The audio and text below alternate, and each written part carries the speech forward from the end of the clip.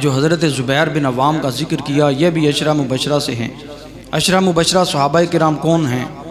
10 صحابہ کرام ہیں۔ عشرہ میں نے 10 مبشرہ مطلب جن کو خوشخبری دی گئی جنت کی،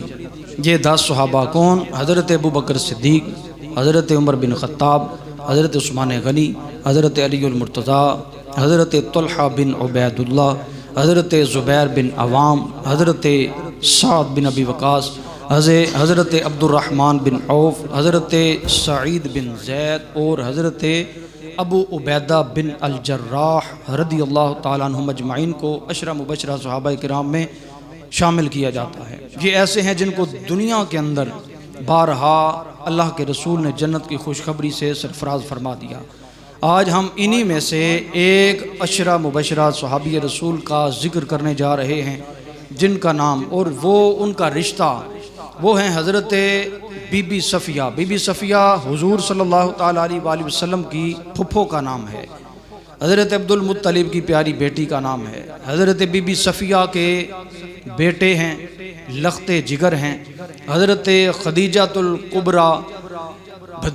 حضرت ام المؤمنین حضرت خدیجہ الکبریٰ کے بھتیجے ہیں، اور حضرت ابو بکر صدیق رضی اللہ تعالیٰ عنہ کے داماد ہیں، حضرت اما عائشہ صدیقہ کے بہن کے گھر والے ہیں۔ ان کا رشتہ اور اللہ تبارک و تعالیٰ نے ان کو عشرہ مبشرہ صحابہ کرام میں سے چنا ہے، اور اللہ تبارک و تعالیٰ نے ایک مرتبہ حضرت جبریل کے ذریعے ان کو سلام بھی فرمایا ہے۔ رب کا سلام آیا جس پر، وہ کتنا خوش نصیب ہوگا۔ وہ ہیں حضرت سیدنا زبیر بن عوام رضی اللہ تعالیٰ عنہ۔ کیونکہ عشرہ مبشرہ صحابہ کرام کا ذکر بڑا کم کیا جاتا ہے تو ان کا عرس مبارک 10 جمادی الاخری کو ہے، یعنی کہ آج جمادی الاخری کی شاید یکم ہے، تو اب 10 تاریخ یعنی 10 تاریخ جب جمادی الاخری کی ہوگی تو آپ کا عرس مبارک ہوگا۔ حضرت زبیر بن عوام رضی اللہ تعالیٰ عنہ کتنے پیارے صحابی رسول ہیں۔ جب یہ ایمان لائے ان کے چچا نے ان کو پکڑ کر چٹائی میں لپیٹا، چٹائی میں لپیٹ کر ان کو لٹکا دیا رسی کے ساتھ لٹکا کر پھر ان کے ناک کے اندر منہ کے اندر دھواں دینا شروع کیا۔ ایک اور چٹائی جلا کر جب دھواں دینا شروع کیا تو حضرت زبیر بن عوام رضی اللہ تعالیٰ عنہ کو بڑی تکلیف ہوئی، بار بار دھواں دیا گیا، بار بار ستایا گیا، بار بار اسلام سے ہٹانے کی کوشش کی گئی اور کہا گیا اپنے آباء و اجداد کا دین کیوں چھوڑ رہا ہے، لیکن آگے سے کیا آواز کیا آ رہی ہے، جے دس دے دل بر ماہی نوں میں تو یار پلایا جانا ہی نہیں، سر رکھ کے یار دے قدماں وچ سر پھیر اٹھایا جانا ہی نہیں، میرا دل اکے میری جان اکے میرا دین اکے ایمان اکے، جدو رب رسول قرآن اکے دوجا یار بنایا جانا ہی نہیں۔ حضرت زبیر بن عوام نے ایک ہی نعرہ لگایا کہ اب حضور کا پلہ پکڑ لیا ہے، اب پلہ نہیں چھوڑا جا سکتا۔ اب حضرت سیدنا زبیر بن عوام رضی اللہ تعالیٰ عنہ پکے ہو گئے، اتنے پکے ہوئے کہ اس کو مجبور ہو کر چھوڑنا پڑ گیا۔ چچا نے چھوڑ دیا، حضرت زبیر بن عوام حضور کے قدموں میں آ گئی، اور ایسے قدموں میں آئے کہ پھر آخری دم تک حضور کے غلامی کے اندر ہی اللہ تبارک و تعالیٰ نے آپ کی روح کو قبضے انصری سے پرواز فرمایا۔ آپ ایسے صحابی رسول ہیں، ایسے عاشق رسول ہیں، ایسے پیارے صحابی رسول ہیں، وادی بطحا کے اندر تشریف فرما ہے، آرام فرما رہے ہیں۔ آرام فرماتے فرماتے کسی نے آ کر خبر دی، او زبیر بن عوام حضور کو کسی نے شہید کر دیا ہے۔ حضرت زبیر بن عوام ایک دم سے اٹھ کر یہ خبر آپ کے دل پر بجلی کی طرح گری،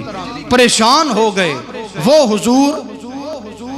وہ حضور جن کے لیے حضور اللہ تعالیٰ نے عالم بنایا، وہ جو نہ تھے تو کچھ نہ تھا، وہ جو نہ ہوں تو کچھ نہ ہو، جان ہے وہ جہان کی، جان ہے تو جہان ہے۔ ارے وہ حضور ہیں جن کے لیے اللہ نے ہر شے بنائی، ہر شے پیدا فرمائی، وہ حضور دنیا سے چلے جائیں تو کسی کو دنیا میں رہنے کا حق ہی نہیں۔ حضرت زبیر بن عوام تلوار ننگی لے کر نکل پڑے۔ جیسے ہی گھر سے نکلے وہ کسی نے کیا خوب کہا، آتش نمرود میں بے خطر کود پڑا، آتش نمرود میں عشق عقل ہے محو تماشائے لب بام ابھی. اور کسی نے کیا خوبصورت بات کہا، شہرت ہے شرافت ہے دغا ہے عشق، شہرت ہے شرافت ہے حیا ہے عشق، عاشق ہے محبت ہے وفا ہے عشق. پیار سے کہیے ذرا سبحان اللہ. آپ سبحان اللہ کہیں گے تو انشاءاللہ اس کے ساتھ اشعار میں عرض کروں گا. شہرت ہے شرافت ہے حیا ہے عشق، عاشق ہے محبت ہے وفا ہے عشق، حسرت ہے تمنا ہے ادا ہے عشق، حسرت ہے تمنا ہے ادا ہے عشق، دریا ہے کاسا ہے گدا ہے عشق، حاتم ہے سخاوت ہے گدا ہے عشق، عادل ہے عدالت ہے سزا ہے عشق، مظلوم ہے ظالم ہے دغا ہے عشق، منزل ہے نظارہ ہے گھٹا ہے عشق، حاکم ہے حکومت ہے ادا ہے عشق، جادو ہے حقیقت ہے نشا ہے عشق، ارے نعت ہے حمد ہے ثنا ہے عشق، سولی ہے کربل ہے خدا ہے عشق. یہ عشق تھا جس نے حضرت بلال حبشی کو کوئلوں کے اوپر لیٹنے پر مجبور کر دیا. ارے وہ عشق تھا جس نے کعبے کی چھت پر چڑھوانے پر مجبور کر دیا. ارے یہ وہ عشق تھا جس نے حضرت خبیب کو اپنی پیٹھ جلانے پر مجبور کر دیا. ارے وہ عشق تھا اور جس نے حضرت عمار بن یاسر کی والدہ کو پہلا شہید ہونے کا رتبہ پانے پر مجبور کر دیا. ارے وہ عشق تھا جس نے حضرت ابوبکر صدیق کو کعبے کے صحن کے اندر زخمی ہو کر بے ہوش ہو کر جب ہوش آیا حضور کا پوچھنے پر مجبور کر دیا. ارے یہ وہ عشق تھا جس نے غار ثور کے اندر اور ڈانگ مروانے پر بھی مجبور کر دیا. ارے یہ وہ عشق تھا جس نے حضرت علی المرتضیٰ کو ارے عصر کی نماز قضا کر دی، حضور کو بے احرام نہ کرنے پر مجبور کر دیا. یہی عشق تھا جس نے حضرت زبیر بن عوام کو وہاں سے اٹھایا اور حرم شریف کی طرف چلا دیا. جب رستے میں جا رہے ہیں حضور چوٹیے بطحا پر تشریف فرما، آگے سے حضور تشریف لے آئے، آ کر کہنے لگے زبیر کہاں جا رہا ہے؟ حضور سنا تھا آپ کو کافروں نے شہید کر دیا. میں نے کہا بے شک جنگی لباس بھی نہیں، بے شک میرے ساتھ فوجی بھی نہیں، میرے ساتھ کوئی اور بندہ بھی نہیں، میری تلوار ہے، ننگی تلوار لے کر یا رسول اللہ سب کو مار دوں گا. یا رسول اللہ آپ نہیں تو پھر کوئی بھی نہیں، یا رسول اللہ آپ نہیں رہے تو پھر کسی کو رہنے کا حق نہیں. حضرت زبیر بن عوام جب چلے اور میرے حضور نے آگے سے یہ باتیں سن کر سینے لگایا اور سینے لگا کر فرمایا اے حضرت زبیر بن عوام اور میرے ماں باپ تجھ پر قربان. حضرت جبریل امین بھی آ گئے. یا رسول اللہ اسی زبیر بن عوام کو رب کعبہ سلام ارشاد فرما رہا ہے.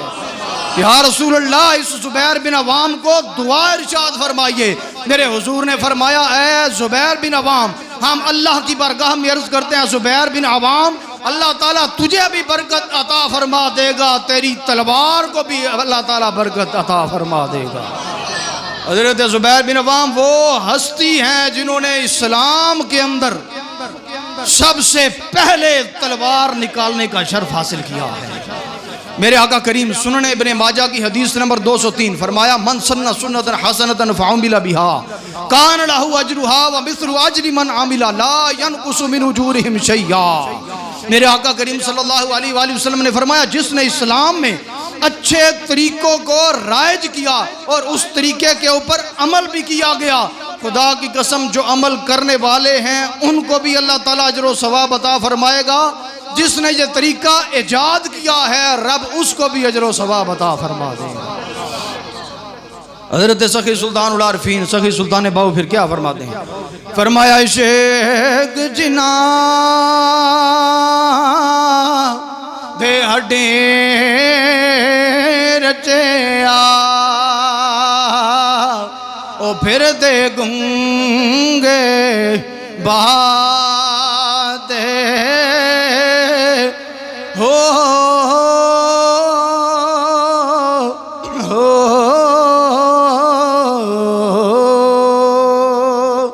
او کرے دے بزرگ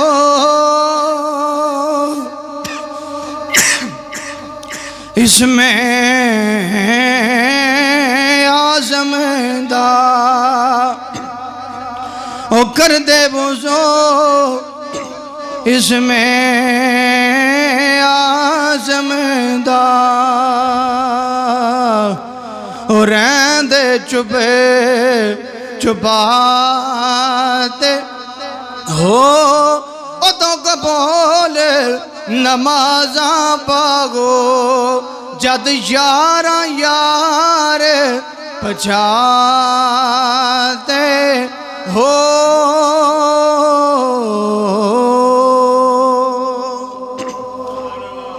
آستہ آستہ سبحان اللہ کو کدھر آواز باہر نہ ٹوٹ جائے توڑی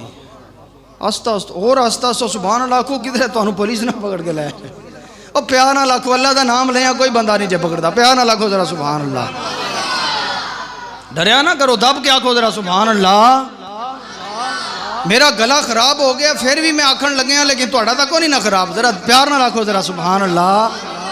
حضرت زبیر بن عوام رضی اللہ تعالیٰ عنہ آپ کی میں بات سنا رہا ہوں حضور ایک مرتبہ جنگ سے واپس تشریف لائے میدان کے اندر آپ تشریف فرما ہے اس سارے صحابہ کرام آرام فرما رہے ہیں تھکاوٹ بھی ہے تھکن بھی ہے پریشانی بھی ہے سب کچھ ہے لیکن سارے صحابہ کرام آرام فرما رہے ہیں حضرت زبیر بن عوام حضور کی بارگاہ کے اندر قدموں کے اندر بیٹھ کر آرام نہیں کیا بیٹھ کر جاگتے رہے سارے صحابہ آرام فرما حضور بھی آرام فرما میرے مصطفیٰ کریم کے یہ عشرہ مبشرہ میں سے صحابی حضرت زبیر بن عوام آرام سے بیٹھ کر کافروں کو دیکھ رہے ہیں دشمنوں کو دیکھ رہے پہرا دے رہے ہیں جب حضور بیدار ہوئے او زبیر بن عوام تو آرام نہیں فرما رہا یا رسول اللہ آپ کے آرام پر میری نیندیں بھی قربان میرے ماں باپ بھی قربان یا رسول اللہ آپ آرام فرما رہے میرے لیے یہی کافی ہے میں اس لیے بیٹھا ہوں کہیں آپ کو کوئی دشمن آ کر ہلاک نہ کر دے کوئی نقصان نہ پہنچا دے اس وقت بھی حضرت جبریل امین حاضر ہوئے عرض کرتے ہیں یا رسول اللہ حضرت زبیر بن عوام کو ارشاد فرمائیے کہ او زبیر بن عوام تجھے خوشخبری ہو جیسے تو نے آج حضور کی بارگاہ کے اندر بیٹھ کر حضور کا پہرا دیا ہے خدا کی قسم جبریل امین یہ اعلان کر رہا ہے کل قیامت والے دن سارے جب جنت کے اندر جائیں گے پلے صراط سے گزر کر جبریل امین تجھے حفاظت فرما کر جہنم کی ایک چنگاری بھی تیرے تک پہنچنے نہیں دے گا تجھے جنت کے اندر داخلہ عطا فرما دے گا جیسے تو نے آج حضور کی حفاظت کی ہے ایسے انشاءاللہ قیامت والے دن حضرت جبریل امین بھی تیری حفاظت فرمائیں گے یہ حضرت زبیر بن عوام کو پروٹوکول مل رہا ہے اور حضرت زبیر بن عوام جو وہ ہستی ہیں جو غزوہ بدر والے دن آپ نے اپنے سر کے اوپر پیلا امامہ زیب تن فرمایا ہوا ہے جب پیلا امامہ زیب تن فرمایا اللہ تعالیٰ کے فرشتوں کو اللہ تعالیٰ کو یہ پیلا امامہ اتنا پسند آیا کیونکہ عشق رسول کے اندر باندھا ہوا تھا حضرت میرے اللہ تبارک و تعالیٰ نے فرشتوں کو ارشاد فرما دیا اور سروں کے اوپر کوئی اور امامہ پہن کر نہیں جانا بلکہ جو میرے نبی کے صحابی حضرت زبیر بن عوام نے جو پیلا امامہ زیب تن کیا ہوا ہے وہی سارے فرشتے پیلا امامہ پہن کر مسلمانوں کی فتح اور مدد کے لیے میدان بدر کے اندر تشریف لے جاؤ یہ عشق ہوتا ہے یار یہ عشق ہے جس عشق نے فرشتوں کو بھی مجبور کر دیا کہ وہ بھی اس بندے کا امامہ پہننا شروع کر دیں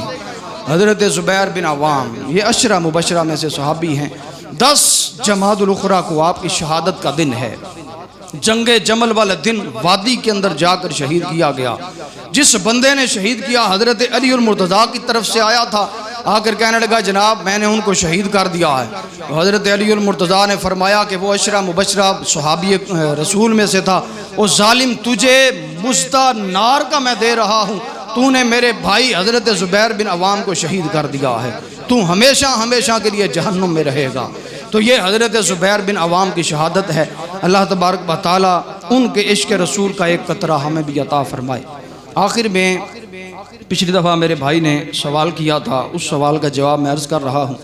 ابن ماجہ شریف کی حدیث پاک انہوں نے دکھائی تھی حدیث پاک کیا تھا وہ قول تھا حضرت جابر بن عبداللہ رضی اللہ تعالیٰ عنہ کا حضرت جابر بن عبداللہ کا قول تھا اس کا مفہوم عرض کر رہا ہوں کیا تھا کہ ہم نماز ظہر اور عصر پڑھتے تھے نماز ظہر اور عصر کے اندر ہم قرات کیا کرتے تھے۔ اس کے اندر حضور کا ذکر بھی نہیں، حضور کے فرمانے کا ذکر بھی نہیں، حضور کے منع کرنے کا بھی ذکر نہیں، صرف وہ اپنا عمل ارشاد فرما رہے ہیں کہ ہمارا عمل یہ تھا۔ لیکن اس کے برعکس آگے چلیے، ابن ماجہ کے چند احادیث چھوڑ کر آگے جو حضرت جابر بن عبداللہ رضی اللہ تعالیٰ عنہ کی ایک اور حدیث پاک ہے، وہ کیا ہے؟ وہ اب حدیث پاک آپ کے سامنے رکھنے لگا ہوں۔ ابن ماجہ شریف حدیث نمبر 896 میں حضرت جابر بن عبداللہ کا بیان ہے کہ رسول اللہ صلی اللہ تعالیٰ علیہ وآلہ وسلم نے ارشاد فرمایا، من کان لہو امام فقراءۃ الامام لہو قراءۃ۔ میرے حضور نے ارشاد فرمایا، کون فرما رہا ہے؟ کس کا بیان ہے؟ حضرت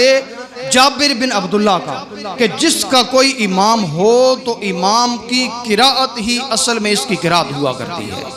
تو پتہ چلا کہ جو امام کے پیچھے کھڑا ہوا وہ امام کی قراءت ہی اصل میں اس کی قراءت ہے۔ آگے چلیے، اعتراض یہ ہوتا ہے کہ ابن ماجہ کی حدیث نمبر 883 حضرت عبادہ بن صامت کا بیان ہے۔